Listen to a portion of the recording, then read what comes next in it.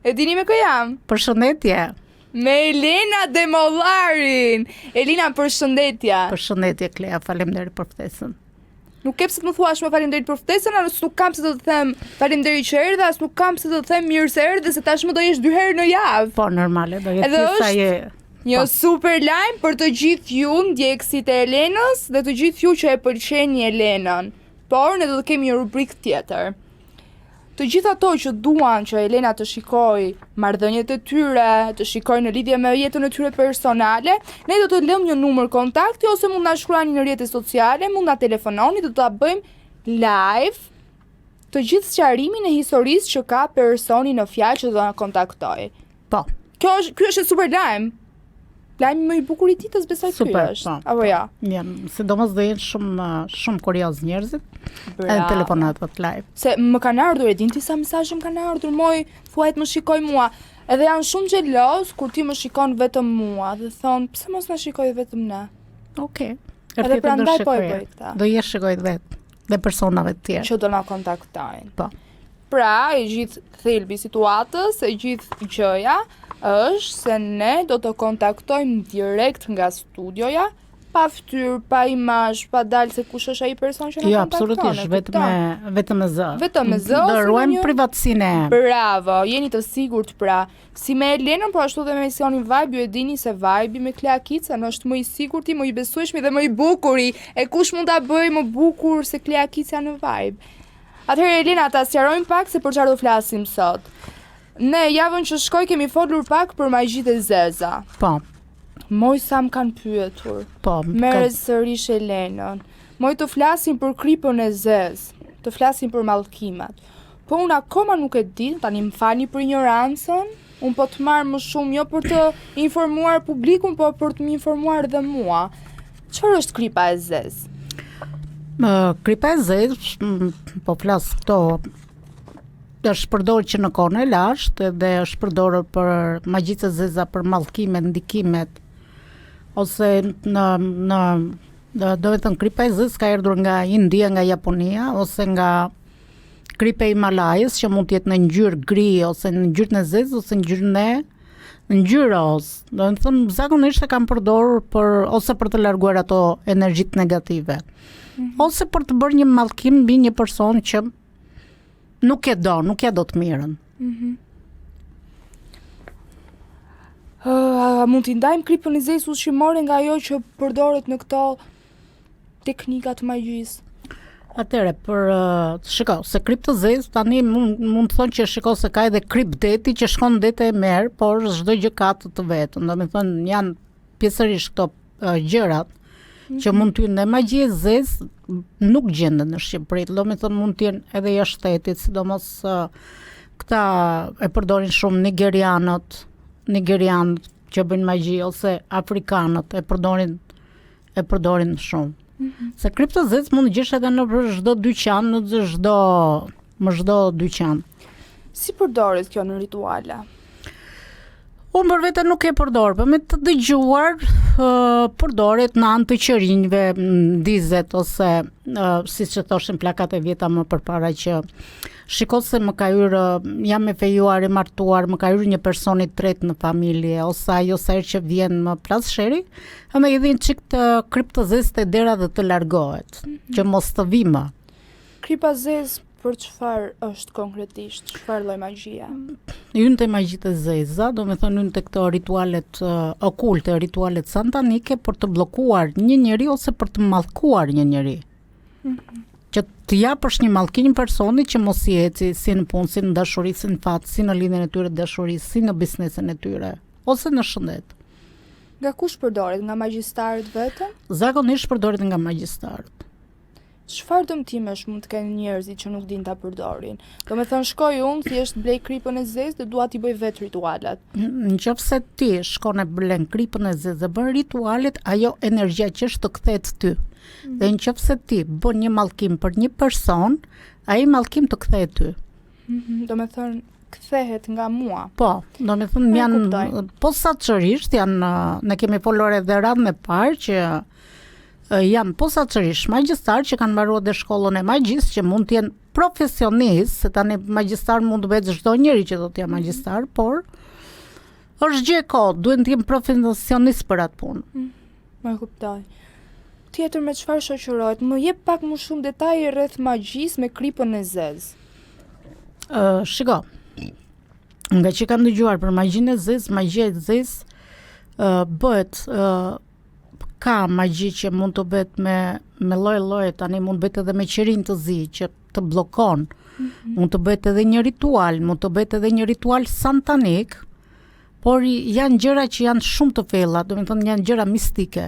A është një traditë e vjetër kjo apo një praktikë që është përhapur kohëve të fundit në rrjetet sociale, kjo e kripës së zezë? Shiko, kjo ka qenë që në kohën, po them, ka qenë një traditë e vjetër popullore, se në çdo shtëpi thoshin që shiko se tani edhe kur bëjmë ato pjesën e domateve jedhim krip, ose pjesën që bëjnë specët jedhim krip. Në çdo vend, dhe djathtin kur e bëjmë jedhim krip. Do të thosh çdo gjë ka të traditën popullore, dhe kjo ka qenë një traditë shqiptare popullore. Se kripa mund të përdoret dhe për mirë dhe për keq. Pse përdoret pikërisht ngjyra e zezë? Ngjyra e zezë do të thonë për të sjellë një fatkeqësi në shtëpinë tënde. Çfarë përfaqëson kripa e zezë në botën e astrologjisë dhe eskorcizmit? Shiko, këto janë dy gjëra janë krejt të ndryshme, se nuk në astrologji nuk përdoret kripa e zezë dhe në eksorcizëm. Nuk përdoret, domethënë nuk janë gjëra. Se në astrologji përdoren vetëm letra tarot për të parë energjinë e personit, për të parë energjitë e personit, kurse në eksorcizëm janë fusha të ndryshme. Se unë si astrologe nuk të bëj fushën e eksorcizmit. Duhen të janë fusha të ndryshme, krejtësisht të ndryshme dhe nuk kanë ngjashmëri, domethënë nuk përputhet një eksorcist me një astrolog, më kupton? Kjo lloj magjie përdoret më shumë për mbrojtje apo për të dëmtuar dikë? Shiko, zakonisht magjitë e zeza janë për të dëmtuar personat, ose janë posaçërisht persona të ligë për të bërë të keq, ose janë zemër liq për të bërë keq. A përdoret për të prishur ndonjë lidhje dashurore? Ka, domethënë edhe për çifte që janë martuar dhe janë ndarë dhe për lidhjet dashurore që kanë lidhje. A përdoret për rituale në xhelozi, ndarje ose hakmarrje? Po, përdoret. Sidomos kripa e zezë përdoret xhelozi, hakmarrje, ndarje. Hajde se unë do i bëj një ritual, mos e do shkoj te shtëpia të jedi pak krip të zezë ta largoj, domethënë. Këto janë gjëra që bën njerëzit që janë xheloz, liçar. A përdoret në vareza apo pranë vendeve që konsiderohen të ngarkuara? Tani te varezat mund të kenë qenë këtu para 4-5 viteve mund të kenë qenë që janë bërë dhe rituale santanike, por nuk janë më. Nuk janë më. Mund të jenë përdorur, por tani nuk e besoj të përdoren më. A është kjo magjia e kripës së zezë një nga magjitë më të forta? Është varet nga edhe magjistari, sa fuqi ka. Sa fuqi ka, varet se tani çdo njeri që ka polur që thotë shiko se unë kam fuqi e bëj këtë për këtë, por jetojmë në një botë që thotë shiko se tani unë e bëj unë, do ta bëj unë, ç'ke ti ta bëj unë, por është një gjë kohë që ka raste që edhe njerëzit i gënjen mendja, mund të bien edhe viktim, do të thënë janë gjëra që nuk i bëjnë dot. Nuk i bëjnë dot. Tani një gjë që ti bësh duhet të jesh ekspert në atë fushë për të bërë ato gjëra. Vetëm kjo mjafton të jesh ekspert në atë fushë. Vetëm të jesh i shkolluar për magji apo janë dhe fushë normale si Harry natyrshme? Potter, shiko, se ti kemi parë shumë filma si Harry Potter ende këtej. Domethënë ka qenë posaçërisht. Un kam folur dhe intervistën e parë kam thënë që janë posaçërisht dhe manastire ose kisha që bëjnë magji dhe shkatrojnë magji. Domethënë duhet të jesh me eksperiencë, duhet të jesh profesionist në këtë punë. Kishat bëjnë magji. Jo kishat, më fal, janë posaçërisht shkolla që bëjnë magji dhe shkatrojnë magji. Në kish mund të shkatrohet një magji, ashtu siç kemi kishën në kisha, shiko, kisha dhe xhamiat janë vende të shenjta që ti shko, bën një lutje, ndes një qiri dhe për të çliruar ato energjitë negative ose për të larguar syrin e keq. Kam dëgjuar shumë raste në kishën e Laçit që kanë shkuar Po. Në karrige me rrota dhe Kanë quar jak në thyer, po, Ka të zakonisht. bëjë me magjin kjo? Shiko, ka qenë një rast, kam rastisur tek Kishelaçit, se unë zakonisht kam shkuar tek Kishelaçit dhe besoj dhe në momentin që kam shkuar atje, e kam ndjer vetëm në mirë, më kanë ecur gjërat mbar. Por kam edhe persona që më njohin dhe më kanë thënë që Elena, sidomos punëtorët aty që merren me shërbimet e kishës, më kanë thënë që neve në kishën e Laçit në përmure kemi gjetur thonjë, foto, gjilpëra, lecka, do me thonë dhe çfarë bëjmë, ne marrim i djegim. Një njëri që shkon për të falur, për të hequr ato energjitë negative. Por ka dhe persona që Kisha e Laçit është një vend shumë i mirë, është një vend shumë i mrekullueshëm. Unë e kam me faktë se më ka ndihmuar për çdo gjë, por është diçka që e përdorin dhe për keq. Ka qenë, është e vërtetë ajo që ka qenë me karrocë dhe është ngritur me këmbë. Është shumë e vërtetë. Edhe thotë që ka pasur magji. Në momentin që një person Sa zgjidhje gjejnë në këto vendit e shenjta? Njerëzit që janë të pushtuar, le ta quajmë nga magjia. Janë të pushtuar, po. Shiko, se Kisha e Laçit me thënë të drejtën është diçka se në momentin që ti thua shiko se un kam qejf të shkoj te Kisha e Laçit, duhet të shkosh. Jo ta bësh ti që shiko, e mëse do shkoj ditë tjetër ose pas nesër ose nesër pas nesër, më kupton? Është një gjë që ti kur e taks duhet të shkosh. Çfarë ndodh nëse nuk shkon? Do me thëmë mund të ndodhi diçka ose një tërslik, ose ti bësh pishmam pse nuk shkova. Më kupton? Por është një vend shumë i mrekullueshëm që edhe vin edhe nga jashtë shteti, do me thënë vin nga jashtë shteti gjithë shqiptarë, sidomos në këtë kohë. Është the që ke dëgjuar dhe të kanë shkruar klientët e tua që në Kishë të Laçit kanë gjetur në përmure? Kam pasur dhe një rast, bile kam një shoqen time aty, kam pasur një rast dhe më ka thënë Elena, personi që shërbente kishës në momenti gjatë pastrimit ka gjetur thonjë, ka gjetur flok dhe në momenti që i ka djegur ka pasur një dhimbje koke dhe ishte smurur, por ka qëndruar 3 ditë në atë kishë dhe shëruar. Do me thënë, ka pas magji dhe në kishë? Ka. Nga magjistarët, Bëhen konkretisht për ndonjë person, çfarë fitojnë këto njerëz që bëjnë magji?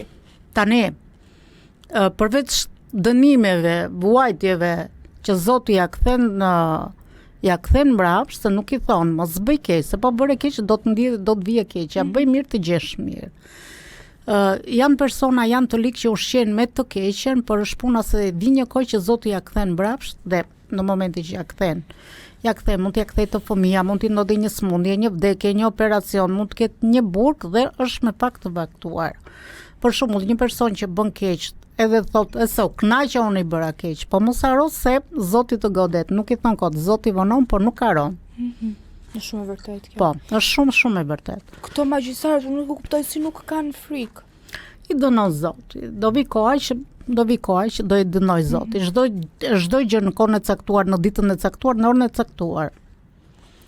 Le të kalojmë tek mallkimi. A ka diçka reale, konkrete që quhet mallkim? Çfarë quhet mallkim? Shiko, mallkimi është gjëja më e keqe që një person, nëse një person mund të ketë një konflikt, mund të ketë me burrin, me gruan, me motrën, me vllajën, me çështje pronash ose me një person që nuk e do, dhe mund t'i thotë këtë që shiko, se ti vërtet më bëre mua dëm, po mos bësh pikën e ajrit, ose sa të kesh jetën do vuash, më kupton? Ose është diçka që të zëndçin mallkimet e mia, të zëndçin hakat e mia. Dhe është diçka që në një kohë të largët është diçka se ti nuk duhet të mallkosh në radhë të parë. Nëse ti mallkon, mallkimi të kthehet mbrapsh. Asnjëherë nuk duhet të mallkosh, po. Po nëse një person më ka hyrë në hak, mua më ka mërfitur, kam lotuar, shiko, të gjithë kemi qarë, kemi lotuar, okay, se çdo njeri ka, thot vetat kemi qarë, kemi lotuar, por kemi thënë këtë gjë, okay, më dëmtove, kam lënë Zotin larg, por asnjëherë s'duhet të mallkosh, se në momentin që ti mallkon, ai mallkimi të kthehet mbrapsh. Do me thënë, mallkimi i bën keq vetëm vetes tënde, jo personit në fjalë, që të dëmton. Po. E kuptoj. A mund të mallkohet dikush vetëm përmes një objekti? Si përmes një objekti? Përmes personit? Po. Atyre objekt mund të jetë dikush, mund të jetë edhe me emër që e mallkon me emër, e mallkon me emrin e vet. A mjafton që dikush të besoj se është mallkuar që të filloj të përjetoj frikë dhe ankth? Shiko, në momenti që një person mallkohet, nuk e ecën fare, as në punë, as në dashuri, as në fat dhe nuk e ndjen që është i mallkuar. Sa i mallkimi mund të zgjasë për 10 vite, 5 vite, nuk e kupton asnjëri atë mallkim. E çfarë duhet bërë për të hequr ky mallkim? Tani unë s'mund të heq, të them që do heq mallkimin s'mund të heq, se janë gjërat si të shiko sa tani. Unë nga astrologe nuk mund të bëjmë ginekologe, ose mund të bëjmë doktoresh, ose mund të bëjmë shkencëtar. Çdo gjë ka fushën e vet. Edhe atë mallkim vetëm janë persona posaçërisht që mund të heqin atë mallkim. Hoxh.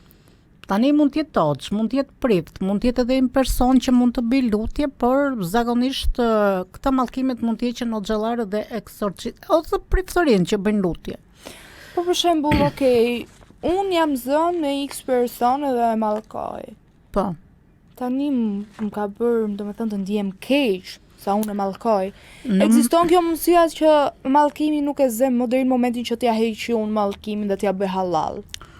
Shiko, kanë thënë që shiko, është edhe puna ti magjistarit Gana, se për shiko një çik dhe thoshte se shiko se unë këtë lojtare kam mallkuar, do heqi mallkimin dhe ka qenë e vërtet, se tani në Shqipëri nuk ka magjistar, nuk ekzistojnë magjistar, por jashtë shtetit Nigeri dhe në Afrikën e Jugut po.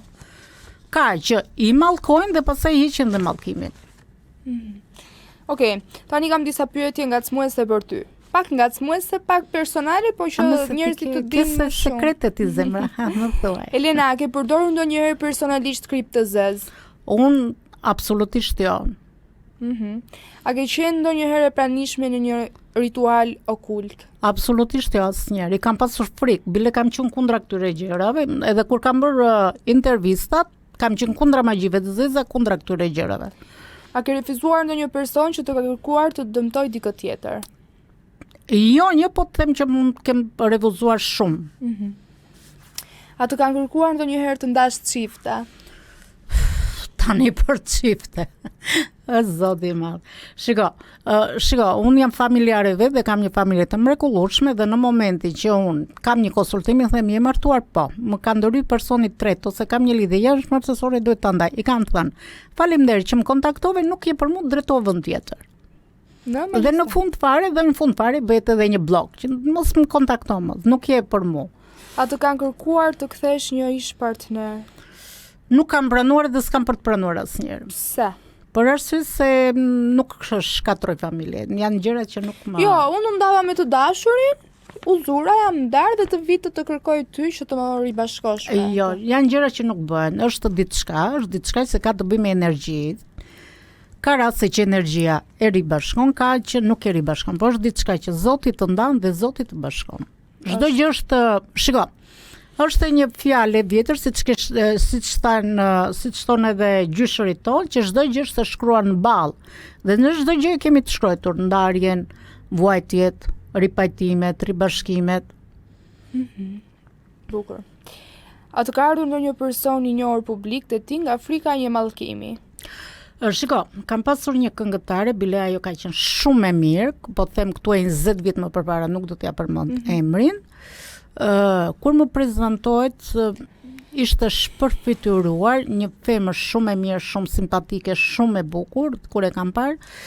Dhe i kam thënë, më prezantohet me emrin e këtej, bëj një bisedë, dhe unë kam qenë e fejuar por në momentin që u fejova, humba karrierën, kam humbur burin, humba karrierën, humba çdo gjë dhe nuk del më në skenë. Oh, gjuna.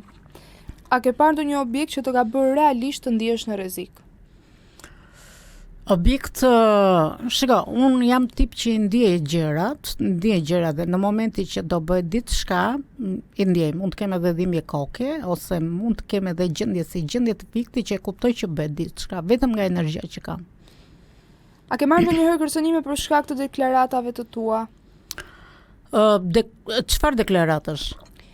atyre që ke bërë prononcimeve në intervista, parashikimeve? Shiko, kam parë komentet negative, jo gënjen, jo mashtruesa ndaj këtë, por me thënë drejtë kam shumëzuar me 0, i kam bërë nivelin 0, se çdo njeri që bën një koment negativ, duket që nga komenti që bën që është person negativ, ose në gjuhë popullore siç e themi ne shqiptarët, që nxjerr brerë. A beson se njerëzit mund të kontaktojnë me shpirtrat? Dgjoj, është diçka që kjo është diçka që të kontaktosh me shpirtrat, është mua më duket si absurde. Si absurde, se një shpirt shkon lart në parajs ose në qiell. A mund ta përdor dikush astrologjin për të manipuluar një person emocionalisht? Po, tani në rrjetet sociale ne shikojmë shumë që kanë bërë për astrologji, një njeri që thot në momenti që mund të ketë pasur një lidhje dashurie dhe është ndarë dhe kërkon mbështetje, mund të bjerë dhe viktim, por unë kam pasur dhe rastën në momenti që më kanë thënë bile kisha dhe një gocë sot, më ka erdhur një kliente shumë keq. Ajo ka qenë shtatzane, kishte pasur një lidhje me të huaj dhe kam tha 4 muaj që jam ndarë. Thash, dëgjoj, ai personi që të ka ndarë të ka hyrë në ak. Të ka hyrë në ak edhe është diçka se ishte shumë e rënduar nga ana psikologjike. Dhe në momenti që më vinë, do me thonë, marrim telefon, më kontaktojnë dhe ka raste që them, shiko, se në momenti që mbushën synë me lot, i them, dëgjoj, e di se shpuna, qaj, shpreu. Do të thonë, nëse ti do bësh një parashikim, ke dhe një këshill shpirtërore. Dhe ja kam afruar këtë, ke dhe një këshill shpirtërore dhe në momentin që kam mbaruar parashikimin, në momentin që kanë ndetur 2-3 orë mbas parashikimit, më kanë thënë që Elena nuk e di, por që në momentin që fola me ty më dhe një qetësi shpirtërore dhe ndihem më mirë, më qetë. Tani për ta mbyllur këtë, dua të di se si dallon një astrolog serioz me një mashtrues. Shiko tani astrolog, të flasim duket një njeri që nuk ka bërë, se unë thash kam bërë kurset, kam bërë shkollat, kam qenë me profesion 7-8 vjet. Duket se në momenti që njeri bën parashikimin, nuk i del parashikimi. Dhe unë kam shumë rasti që kisha sot klientëm, më tha, shiko, e di se shpuna po ta them troç. Kam shkuar më shumë vende, tha nuk më ka dalë parashikimi. I thash, e di si shpuna, mos më thoj fare, do më thosh vetëm shenjën e horoskopit, se një astrolog që është i vërtet astrolog, sidomos unë nuk jam te planetaret, po jam te taroti, gjithmonë se më pëlqen taroti, fusha ime, edhe nuk e ndroj, por është puna se një astrolog i vërtet duhet të zbërthej sekretin personit. Do të thonë, jo se është puna se ka dhe astrolog që bëjnë muhabete. Në momentin që bën muhabet thotë shiko se të njëjta gjë. Unë të thash këto ti më the, më kupton? Po një astrolog që është tamam, ty Klea nuk të di asnjë gjë çfarë ke me të kaluarën tënde. Dhe në parashikimin që të ka bër, ti më the si mi gjete, më kupton? Që unë nuk kam ditur asnjë gjë për të kaluarën tënde. Dhe duhet ka të bëj dhe energjia, ka të bëj dhe intuita. Por duhet të jetë një astrolog që i zbërthejnë gjërat e tua. A mund të shikoj një astrolog filxhan? Jo, kam pas shumë bile. Shikoj se vim te filxhani, çdo njeri tani, se edhe ne kur kemi qenë të vogla, 17-18 vjeç, kur Shtena ka bërë për të parë filxhan. Por një astrolog do ri vetëm te letrat. Do ri vetëm te letrat tarot, se tani unë jam astrologe me letrat tarot dhe tani të marr filxhanin i bie që të bëj të ngatroj kekun me byrekun në gjuhë popullore. Tani të lej letrën, të shikoj filxhanin i bie dhe astrologe dhe fallxore. Se kam marrë edhe këtë komentet negative, shiko se unë i them tani përderisa unë them astrologe spirituale dhe shikoj komentet fallxore. Edhe nga do njërë qesh me vetën ti me thëm, po mirë, ku e pet ti fallxore, ku e pet ti filxhanin? Ose ka që shikojnë filxhan dhe thonë filxhan tarot. Tani, si mund të marrësh ti letrën dhe filxhanit të shikosh tarot? Kjo është një gjë absurde. Ti shikon filxhan? Jo, nuk kam para asnjëherë dhe nuk shoh për arsye se siç e themi ne që shrik. Se çdo njeri tani edhe kurioze është një person ose çdo femër që bëhet kurioze që hajde se beson ti ato që shikojnë filxhan? Te fallxorët? Shiko, unë nuk kam Unë nuk kam besuar të vallxorit, por po flas që ka që t'i gjen, po flasim për të kohë të largëta, nuk dua t'i shaj, se nesër pas nesër nuk i diet.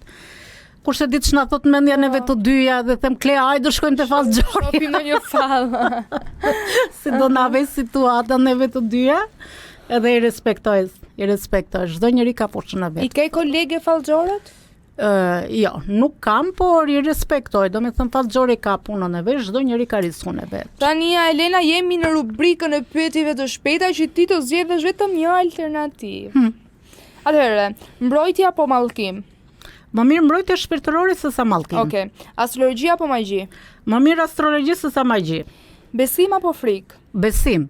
Mit apo realitet? Realitet. Krip e bardhë apo krip e zezë? Krip e bardhë më mirë. Energjia e mirë apo energjia e keqe? Energjia e mirë, jo e Qiri i keqe. bardhë apo qiri i zi? Qiri i bardhë.